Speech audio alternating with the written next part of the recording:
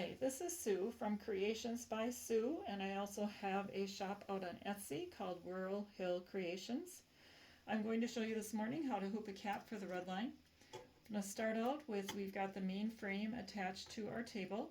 Here's the actual cap frame. You can see this groove right here and this piece that's going to stick out that we'll put our stabilizer underneath. This groove needs to be lined up with the middle piece and then pushed in, and you'll hear 3 snaps. We want it to snap on the left, the right, and underneath. So I'm purposely pushing in those 3 spots so that it will snap 3 times. Then I take my stabilizer, which this is a tearaway.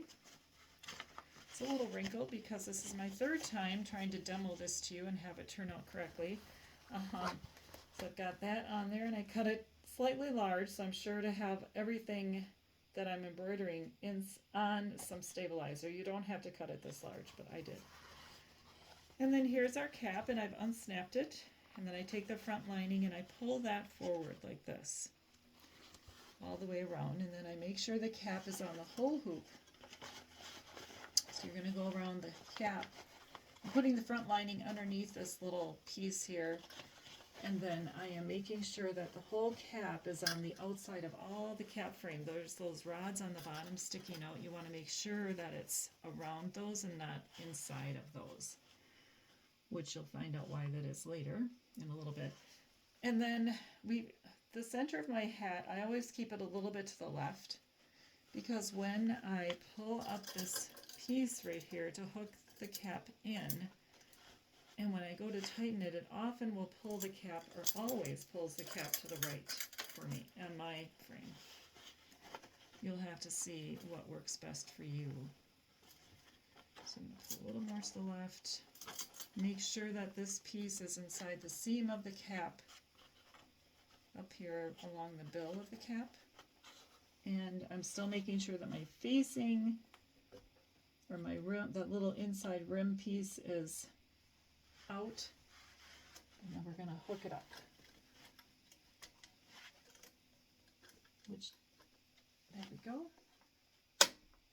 And that time it didn't pull it as far to the right as I thought it would, so I'm going to unhook it and just pull it over a little bit myself and then rehook it. I like to get that center piece as close to the center of the cap, the line on that cap frame, as possible. And that looks pretty good. So there it is. Next, we have these clips. You're going to clip 2 clips on either side. You're going to grab the cap, pull it tightly down here around the rod, and clip it. And do that on the left side also, or the right side also.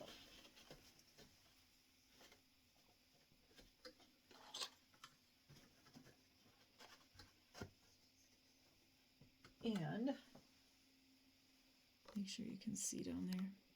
Yeah, you can see that. Okay, then I'm going to unhook it. So again, we have three clips to unhook: left side, right side, and underneath. Pull that off of there, and I'll show you the cap all hooped.